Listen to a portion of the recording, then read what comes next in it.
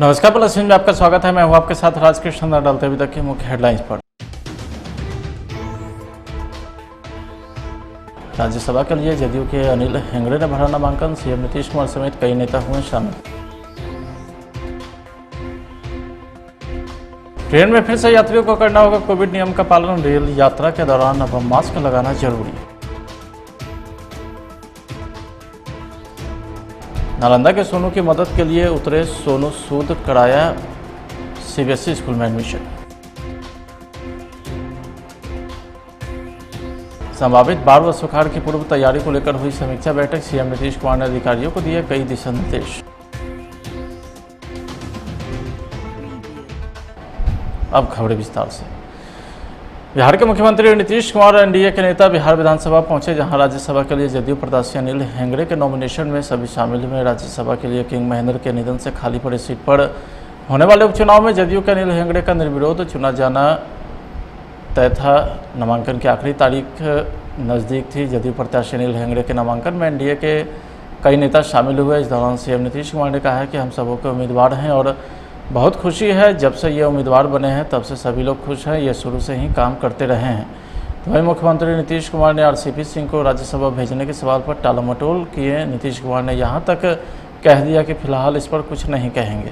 हम सब लोगों के उम्मीदवार हैं और बड़ी खुशी है। जब से ये उम्मीदवार बने हैं तब से सारे जगहों पर सब लोगों को बहुत प्रसन्नता आई है और शुरू से ही ये काम करते रहे हैं।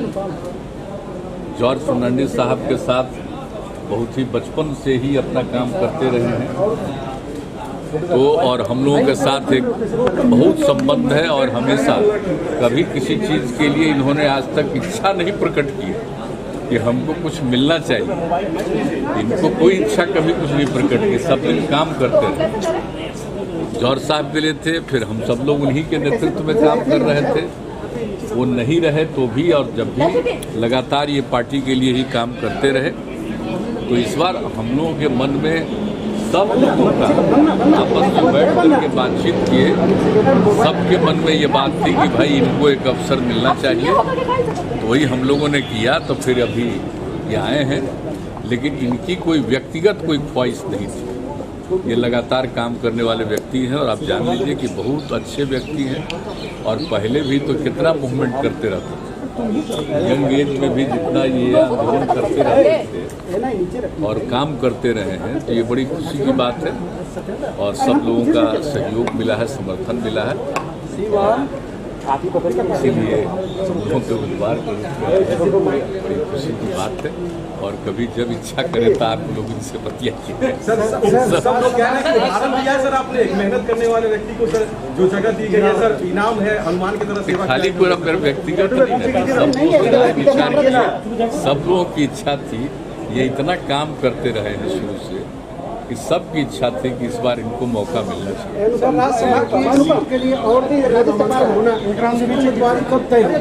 तो रेगुलर वाला तो रेगुलर वाला कुछ दिन के बाद होगा, सब लोग करेंगे बात की। ये तो अभी अचानक जो हो गया था, खाली हुआ था, उस स्थिति में और बाकी जो रेगुलर है तो रेगुलर वाले में तो कुछ दिन के बाद बैठ करके सब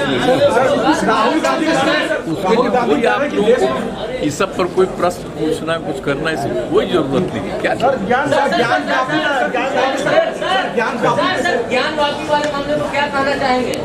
ज्ञान वापी वाले मामले को क्या कहना चाहेंगे? ज्ञान वापी बनारस क्या कहना चाहेंगे?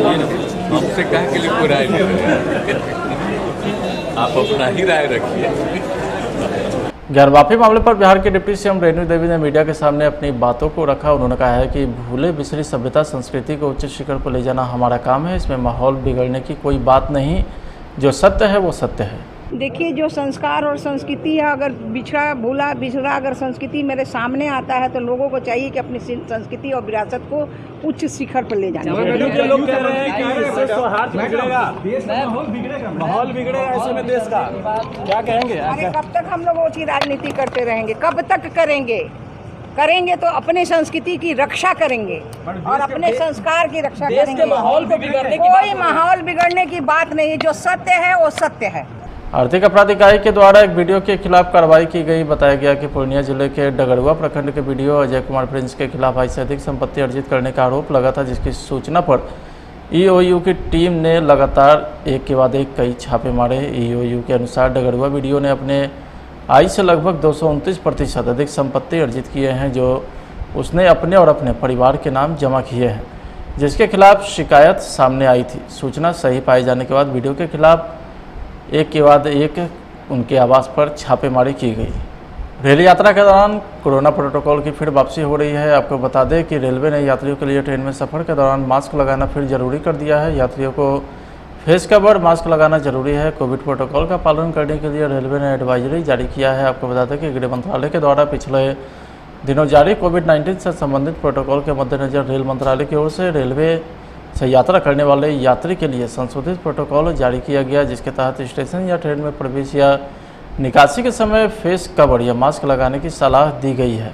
बिहार के नालंदा के रहने वाले सोनू की मदद के लिए अब बॉलीवुड के मशहूर अभिनेता सोनू सूद आगे आए हैं। उन्होंने सोनू का एडमिशन बिहटा के एक स्कूल में करा दिए हैं, जो पटना से कुछ ही दूरी पर स्थित है। आपको याद होगा कि इस साल 11 साल के सोनू ने बिहार के मुख्यमंत्री नीतीश कुमार के सामने बेबाक अंदाज में बातचीत की थी।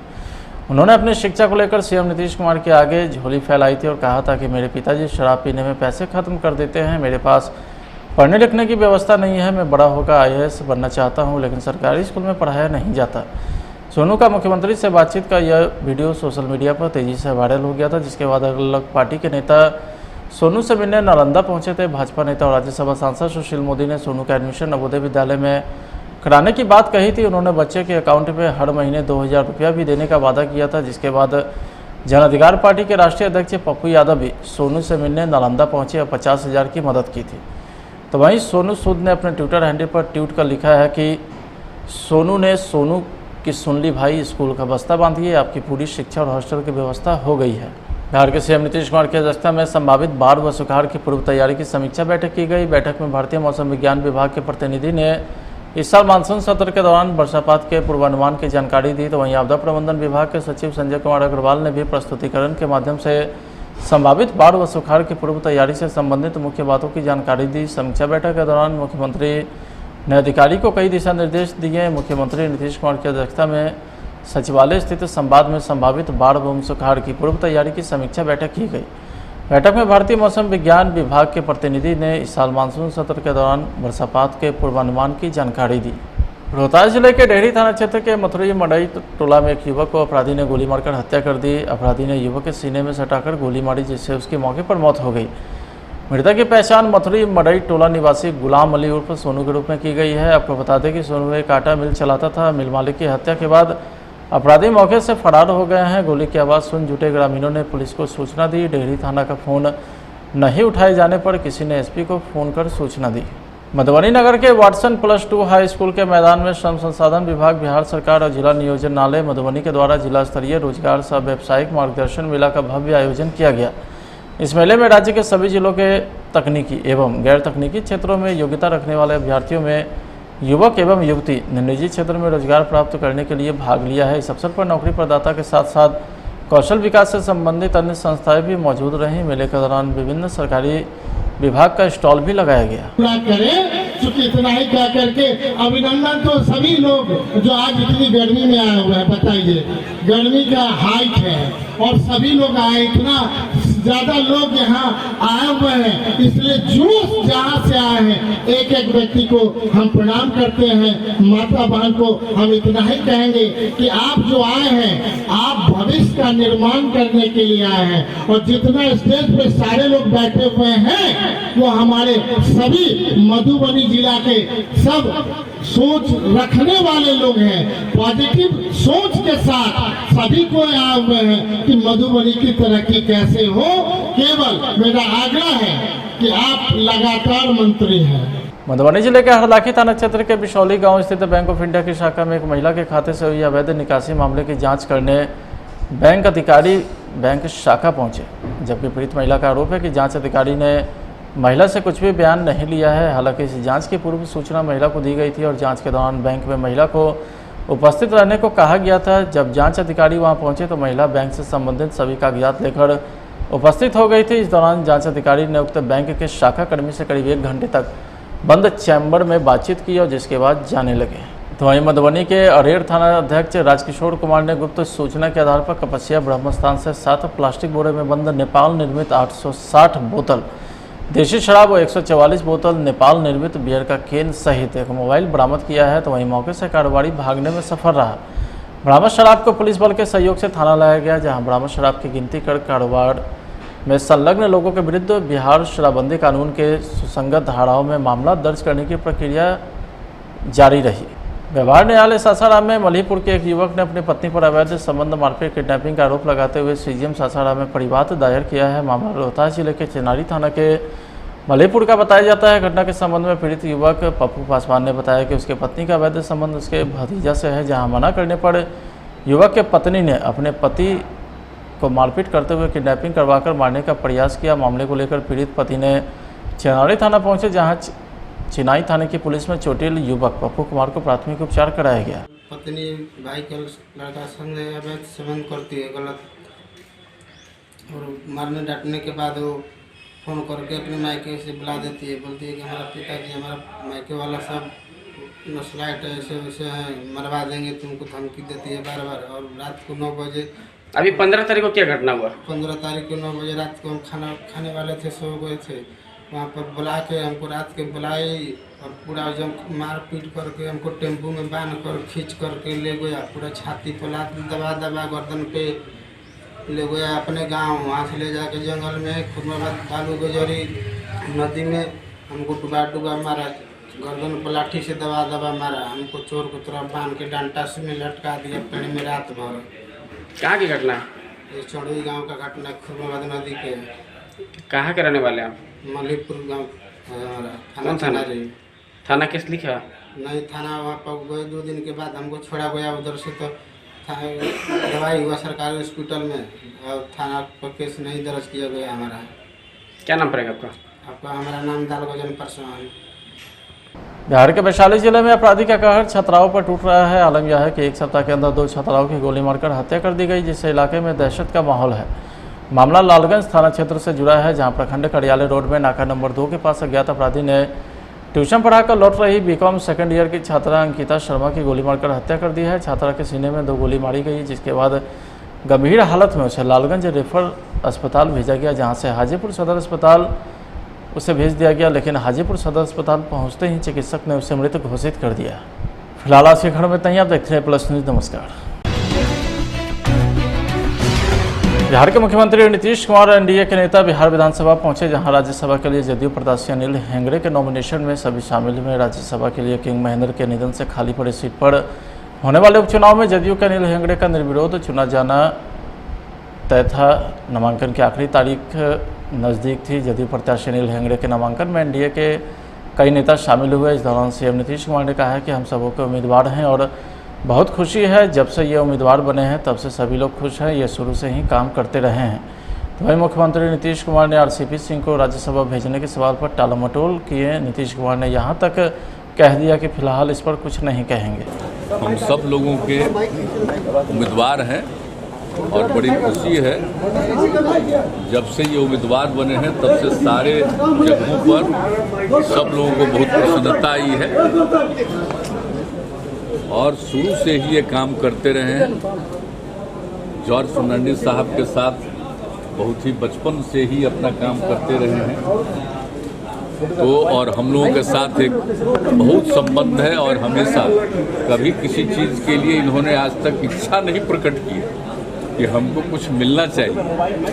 इनको कोई इच्छा कभी कुछ नहीं प्रकट की, सब दिन काम करते रहे। जॉर्ज साहब के लिए थे, फिर हम सब लोग उन्हीं के नेतृत्व में काम कर रहे थे। वो नहीं रहे तो भी और जब भी लगातार ये पार्टी के लिए ही काम करते रहे। तो इस बार हम लोगों के मन में सब लोगों का आपस में बैठ करके बातचीत किए, सबके मन में ये बात थी कि भाई इनको एक अवसर मिलना चाहिए, तो वही हम लोगों ने किया। तो फिर अभी ये आए हैं, लेकिन इनकी कोई व्यक्तिगत कोई ख्वाहिश नहीं थी। ये लगातार काम करने वाले व्यक्ति हैं और आप जान लीजिए कि बहुत अच्छे व्यक्ति हैं और पहले भी तो कितना मूवमेंट करते रहते थे। यंग एज में भी जितना ये आंदोलन करते रहते थे और काम करते रहे हैं, तो ये बड़ी खुशी की बात है और सब लोगों का सहयोग मिला है, समर्थन मिला है। इसीलिए लोगों के उम्मीदवार के रूप में बड़ी खुशी की बात है और कभी जब इच्छा करे तो आप लोग इनसे बतियाइए। सर सब लोग कह रहे हैं कि उदाहरण दिया है सर आपने एक मेहनत करने वाले व्यक्ति को सर जो जगह दी गई है सर, इनाम है हनुमान की तरह सेवा। खाली पूरा मेरा व्यक्तिगत सब लोगों की इच्छा थी, ये इतना काम करते रहे हैं शुरू से कि सबकी इच्छा थी कि इस बार इनको मौका मिलना चाहिए।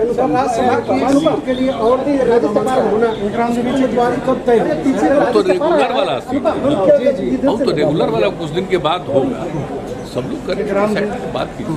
ये तो अभी अचानक जो हो गया था, खाली हुआ था, उस स्थिति में और बाकी जो रेगुलर है तो रेगुलर वाले में तो कुछ दिन के बाद बैठ करके सब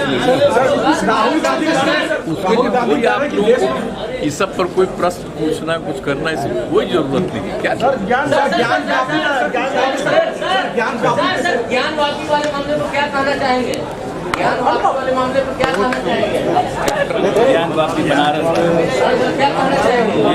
हमसे कहा के लिए कोई राय ले रहे हैं, आप अपना ही राय रखिए। वापी मामले पर बिहार के डिप्टी सीएम रेणु देवी ने मीडिया के सामने अपनी बातों को रखा। उन्होंने कहा है कि भूले बिसरी सभ्यता संस्कृति को उच्च शिखर पर ले जाना हमारा काम है, इसमें माहौल बिगड़ने की कोई बात नहीं, जो सत्य है वो सत्य है। देखिए, जो संस्कार और संस्कृति है, अगर भूला बिछड़ा अगर संस्कृति मेरे सामने आता है तो लोगों को चाहिए कि अपनी संस्कृति और विरासत को उच्च शिखर पर ले जाना। लोग कह रहे हैं कि इससे सौहार्द बिगड़ेगा, माहौल बिगड़ेगा ऐसे में देश का, क्या कहेंगे? अरे कब तक हम लोग उसकी राजनीति करते रहेंगे? कब तक करेंगे? करेंगे तो अपने संस्कृति की रक्षा करेंगे और अपने संस्कार की रक्षा करेंगे। माहौल को बिगड़ने की कोई माहौल बिगड़ने की बात नहीं, जो सत्य है वो सत्य है। आर्थिक अपराध इकाई के द्वारा एक वीडियो के खिलाफ कार्रवाई की गई। बताया गया कि पूर्णिया जिले के डगरुआ प्रखंड के वीडियो अजय कुमार प्रिंस के खिलाफ 2 से अधिक संपत्ति अर्जित करने का आरोप लगा था, जिसकी सूचना पर ईओयू की टीम ने लगातार एक के बाद एक कई छापे मारे। ईओयू के अनुसार डगरुआ वीडियो ने अपने आय से लगभग 229% अधिक संपत्ति अर्जित किए हैं, जो उसने अपने और अपने परिवार के नाम जमा किए हैं, जिसके खिलाफ शिकायत सामने आई थी। सूचना सही पाए जाने के बाद वीडियो के खिलाफ एक के बाद एक उनके आवास पर छापेमारी की गई। रेल यात्रा के दौरान कोरोना प्रोटोकॉल की फिर वापसी हो रही है। आपको बता दें कि रेलवे ने यात्रियों के लिए ट्रेन में सफ़र के दौरान मास्क लगाना फिर जरूरी कर दिया है। यात्रियों को फेस कवर मास्क लगाना जरूरी है। कोविड प्रोटोकॉल का पालन करने के लिए रेलवे ने एडवाइजरी जारी किया है। आपको बता दें कि गृह मंत्रालय के द्वारा पिछले दिनों जारी कोविड-19 से संबंधित प्रोटोकॉल के मद्देनजर रेल मंत्रालय की ओर से रेलवे से यात्रा करने वाले यात्री के लिए संशोधित प्रोटोकॉल जारी किया गया, जिसके तहत स्टेशन या ट्रेन में प्रवेश या निकासी के समय फेस कवर या मास्क लगाने की सलाह दी गई है। बिहार के नालंदा के रहने वाले सोनू की मदद के लिए अब बॉलीवुड के मशहूर अभिनेता सोनू सूद आगे आए हैं। उन्होंने सोनू का एडमिशन बिहटा के एक स्कूल में करा दिए हैं, जो पटना से कुछ ही दूरी पर स्थित है। आपको याद होगा कि इस साल 11 साल के सोनू ने बिहार के मुख्यमंत्री नीतीश कुमार के सामने बेबाक अंदाज में बातचीत की थी। उन्होंने अपनी शिक्षा को लेकर सीएम नीतीश कुमार के आगे झोली फैलाई थी और कहा था कि मेरे पिताजी शराब पीने में पैसे खत्म कर देते हैं, मेरे पास पढ़ने लिखने की व्यवस्था नहीं है, मैं बड़ा होकर IAS बनना चाहता हूँ, लेकिन सरकारी स्कूल में पढ़ाया नहीं जाता।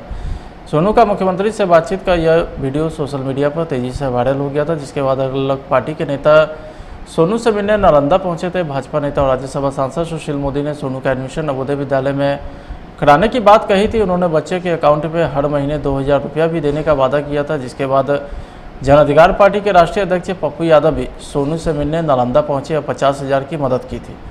तो वहीं सोनू सूद ने अपने ट्विटर हैंडल पर ट्वीट कर लिखा है कि सोनू की सुन ली भाई, स्कूल का बस्ता बांधिए, आपकी पूरी शिक्षा और हॉस्टल की व्यवस्था हो गई है।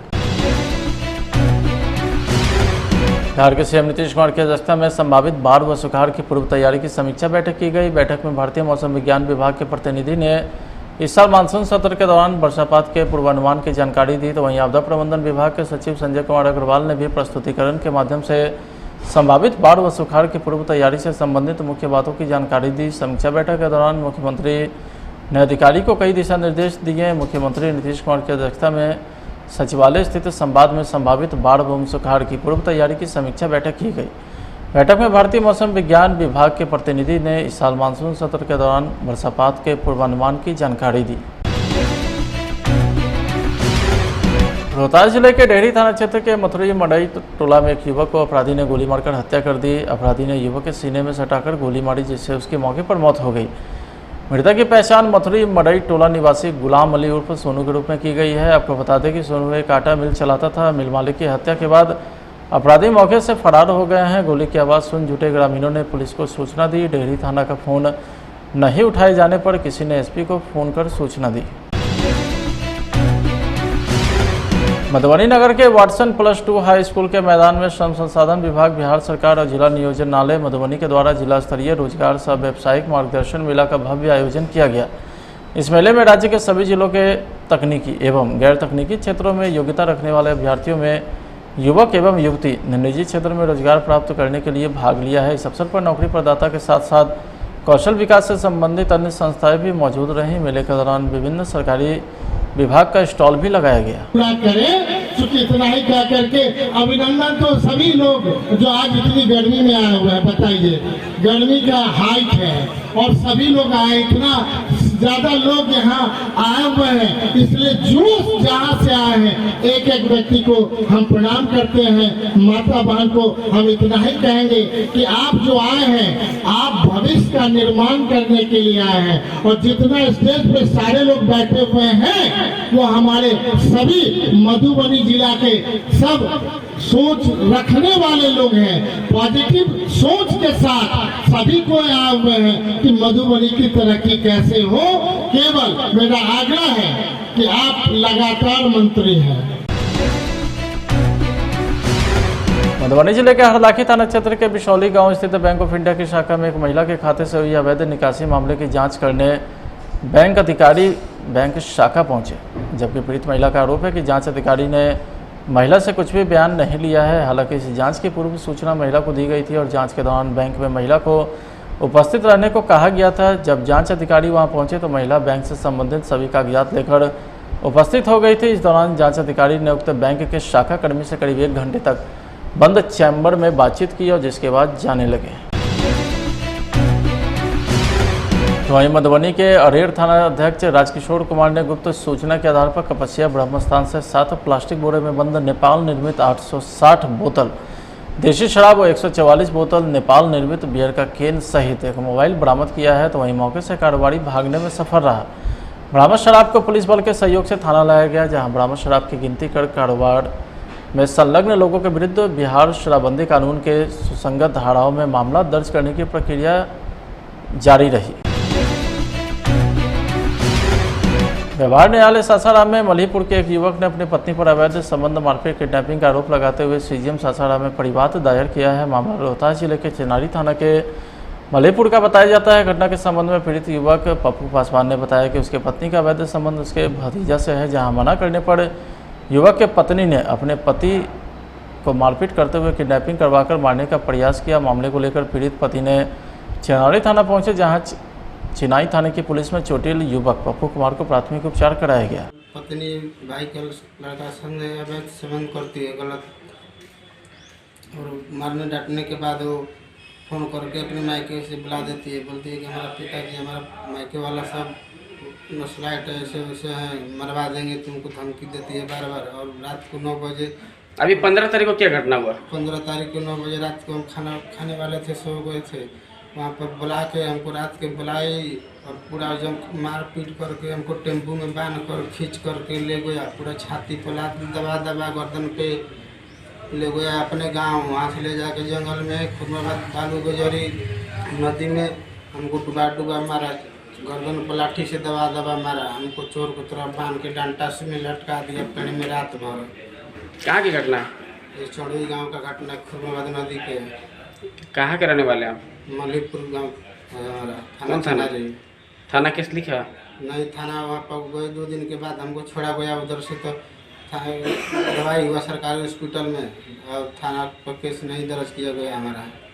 क्या नाम पड़ेगा आपका? आपका हमारा नाम दालगोजन पासवान। बिहार के वैशाली जिले में अपराधी का कहर छात्राओं पर टूट रहा है। आलम यह है कि एक सप्ताह के अंदर 2 छात्राओं की गोली मारकर हत्या कर दी गई, जिससे इलाके में दहशत का माहौल है। मामला लालगंज थाना क्षेत्र से जुड़ा है, जहां प्रखंड कार्यालय रोड में नाका नंबर 2 के पास अज्ञात अपराधी ने ट्यूशन पढ़ाकर लौट रही बीकॉम सेकेंड ईयर की छात्रा अंकिता शर्मा की गोली मारकर हत्या कर दी है। छात्रा के सीने में 2 गोली मारी गई, जिसके बाद गंभीर हालत में उसे लालगंज रेफर अस्पताल भेजा गया, जहाँ से हाजीपुर सदर अस्पताल उसे भेज दिया गया, लेकिन हाजीपुर सदर अस्पताल पहुंचते ही चिकित्सक ने उसे मृत घोषित कर दिया।